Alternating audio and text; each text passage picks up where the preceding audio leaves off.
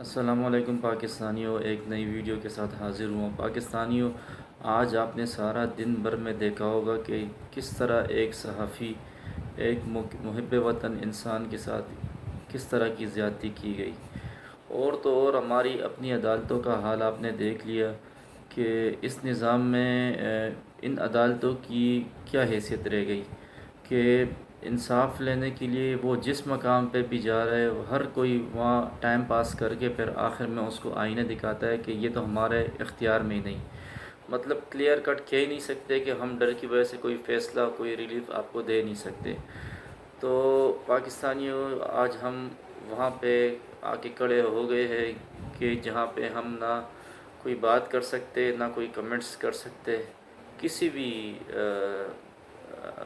ادارے یا کسی بھی حکومت کے کسی پر، کیونکہ اگر آپ دیکھ لو تو امپورٹڈ حکومت نے جو حرکتیں لانگ مارچ کے ٹائم کی، جو عمران خان نے احتجاج کی کال دی تھی، تو سندھ گورنمنٹ نے سب پی ٹی آئی کے جو ورکر تھے چن چن کے ان کے لیڈرشپ پر غداری کے مقدمے بنائے اور اس کے علاوہ ان کی گرفتاریاں کروائی۔ اسی طرح اگر آپ دیکھ لیں تو پنجاب حکومت نے بھی اسی طرح کی حرکتیں کی۔ کے پی کے میں یہ اس لیے کچھ کر نہ سکے کہ وہاں پہ عمران خان کی اپنی گورنمنٹ تھی، باقی آپ نے اس وقت امپورٹڈ حکومت کی حرکتیں دیکھ لی تھی۔ اور اب عمران ریاض کے ساتھ جو انہوں نے کل سے یہ تماشا لگا رکھا ہے، اس بیچارے کے ساتھ ہر وہ حرکت کی گئی، ہر وہ ظلم کیا گیا، اور صرف اس لیے کیا جا رہا ہے کہ آئندہ کسی صحافی میں جرأت نہ ہو، آئندہ کسی صحافی میں جرأت نہ ہو کسی سے سوال کرنے کا، رجیم چینج پر بات کرنے کی۔ تو یہ صرف اور صرف ظلم کے علاوہ اور کچھ نہیں ہے۔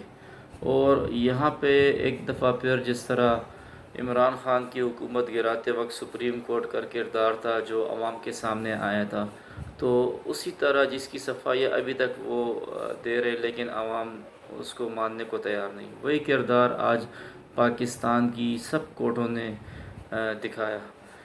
اسلام آباد ہائی کورٹ کہہ رہے کہ میری حدود میں یہ کارروائی نہیں ہوئی، اور پنڈی کورٹ والے کہہ رہے کہ میرے اختیار میں یہ نہیں، اٹک والے کہہ رہے کہ میرے اختیار میں نہیں، تو آخر کس کے اختیار میں؟ عمران خان کی حکومت کے وقت وہ ایک ڈی ایس پی کی بھی ٹرانسفر نہیں کر سکتا، آپ لوگ سموٹ ایکشن لے لیتے تھے۔ پنجاب میں کسی ڈی ایس پی کا بھی وہ تبادلہ کرتا تو آپ لوگ ایکشن لے لیتے۔ یہاں پہ ابھی سب عدالتیں ڈری ہوئی ہے، سہمی ہوئی ہے کہ اگر ہم نے ریلیف دیا تو ہم آگے کسی کو کیا جواب دیں گے۔ تو پھر یہی عدالتیں جب بڑی بڑی ریمارکس دیتی ہے تو اس وقت ان کو شرم نہیں آتی ہے کہ ہماری تو صرف ریمارکس ہے، باقی فیصلے تو ہمارے اس طرح ہے کہ اس سے شیطان بھی شرما جائے۔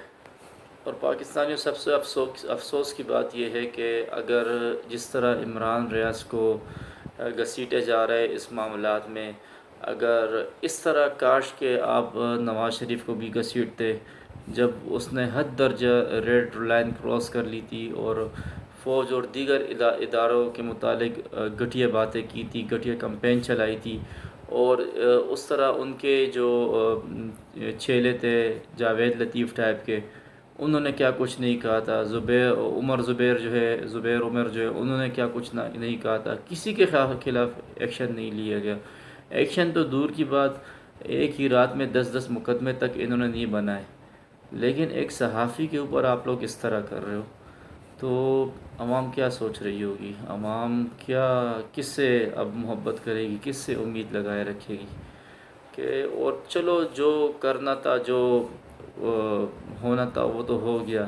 پھر کورٹ کے کردار کو آپ دیکھ لو، کوئی کورٹ اس کو ضمانت دینے کو تیار نہیں، کسی کورٹ میں یہ ہمت نہیں کہ اس کا کیس سن سکے۔ حدود پہ لڑائیاں ہو رہی ہے، ایک کہہ رہے میرا حدود نہیں ہے، جان چھڑا رہا ہے، ایک دوسرا کہہ رہے کہ میری کورٹ میں پیشی کیوں ہو رہی ہے، میں تو ریلیف نہیں دے سکتا۔ تو انتہائی شرمناک والا معاملہ چل رہا ہے اس کے ساتھ۔ اور کاش کہ یہ لوگ فالودے والے کو بھی اسی طرح گھسیٹ لیتے، کاش کہ یہ جو فالودے والے کا اکلوتا بیٹا ہے جو آج کل وزیر خارجہ بنا ہے، اس کو اس طرح گھسیٹ لیتے سندھو دیش کا نعرہ لگانے کے بعد۔ کاش کہ یہ مریم نواز جو مجرمہ ہے، ضمانت پہ نکل کے مختلف جلسوں میں فوج کے خلاف نعرے لگاتی رہی، کاش اس کو بھی اسی طرح یہ گھسیٹ لیتے۔ گھسیٹتے نہ تو کم از کم مقدمات بنا لیتے. ایک رات میں 17 مقدمے بن رہے اور پھر کسی کورٹ میں بھی اس کو ریلیف نہیں مل رہا ہے. تو اس نے آخر ایسا کیا ظلم کیا ہے؟ انہوں نے منظور پشتین سے بڑا ظلم کیا ہے. منظور پشتین سے بڑے کوئی انہوں نے کمپین چلائی ہے. صحافی ہے، سوال پوچھنا ہر کسی کا حق ہے. اس نے کوئی گالی تو کسی کو نہیں دی. جو اتنا غصہ، تو پاکستانیوں انتہائی افسوس کی بات ہے. اور جب میڈیا میں سب کچھ یہ چل رہا ہوتا ہے تو انٹرنیشنل سطح پہ ہماری الگ بدنامی ہو رہی ہے، ہماری عدلیہ کی بھی بدنامی ہو رہی ہے. لیکن کیا کریں، افسوس کے علاوہ کچھ نہیں کر سکتے. تو ہماری دعا اور ہمدردی ان کے ساتھ ہے، اور ہم جو یہ کر رہے ہیں ان کو بھی بتا رہے کہ خدا کے لیے ملک کو مزید مذاق نہ بنائے. اور جو ہو گیا وہ ہو گیا، ابھی آگے ملک کا سوچیں. بہت شکریہ. اللہ حافظ.